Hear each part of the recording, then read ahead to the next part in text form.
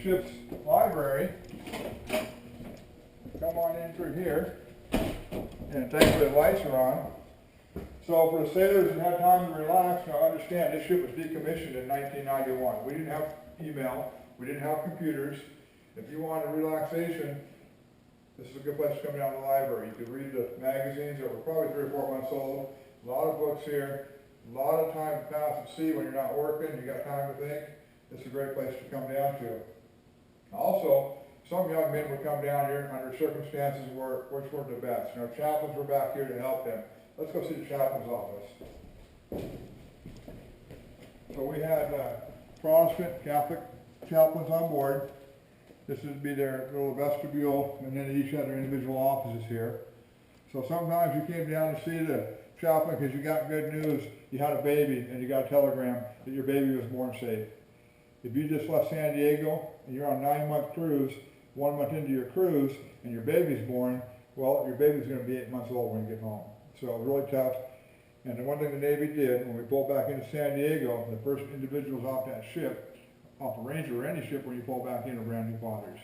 So it was always neat to see these guys almost had year-old babies that were born right after we left. So as you see here, we've got another chaplain's office.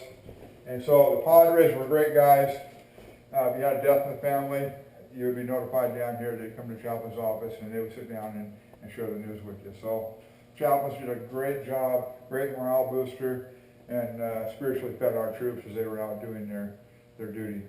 So let's go back around the corner here out of the library. There's a special berthing department I want to show you because, well, it was mine. 1980, 1983, when I served on board Ranger, I was an A-gang. An A-gang's berthing just happens to be right around the corner.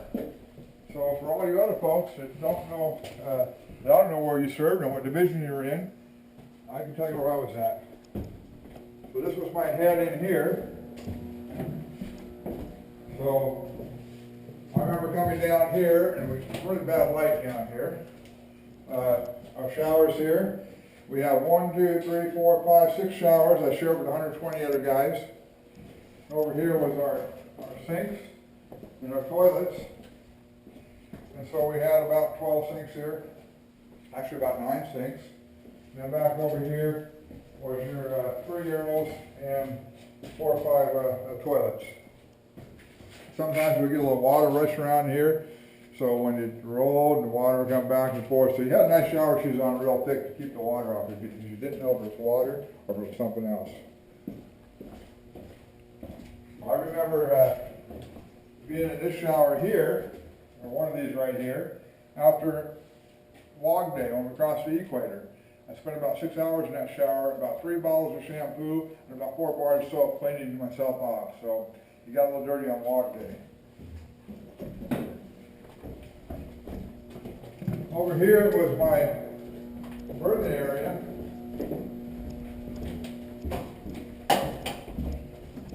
Come on in. This was A-gang. I shared this room with about 120 other guys. And we go back this way.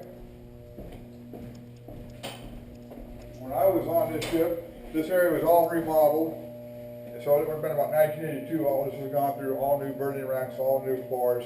Did a real good job. And back here, the lights not too good. Number 30. That was where John Adams slept for about 2.5 years right there. So that would be my bunk. That was my locker. And I think I left $5 in there. I checked, but they've got a zip tie on it, so I guess my $5 is gone. As you walk through here, your friends will be sleeping, your co-workers. Some storage compartments back there. Not a lot of room, compared to what the Admiral has. These young enlisted men that we were at the time, we didn't have a lot of room. You have 12 guys sleeping right here. You have about 2 feet between the bunks, and you have about 12 feet, maybe 13, end to end. Very tight space. Reveille came in the morning. You took turns getting out of bed because 6 guys could not crawl out of these racks at one time.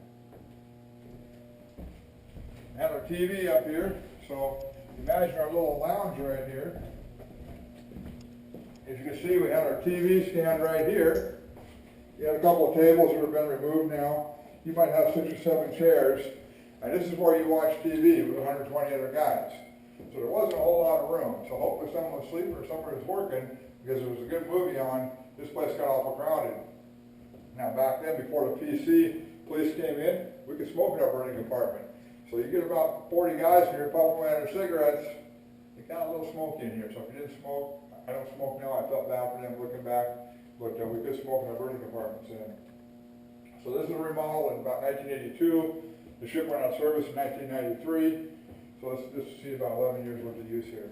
So anyway, we got a lot to see on the second deck. We'll go down to find out where the bad guys went. We'll go look at the brig, and we'll look at some the oxygen tanks here on board where they made oxygen for the pilots, is right around the corner here. So follow me.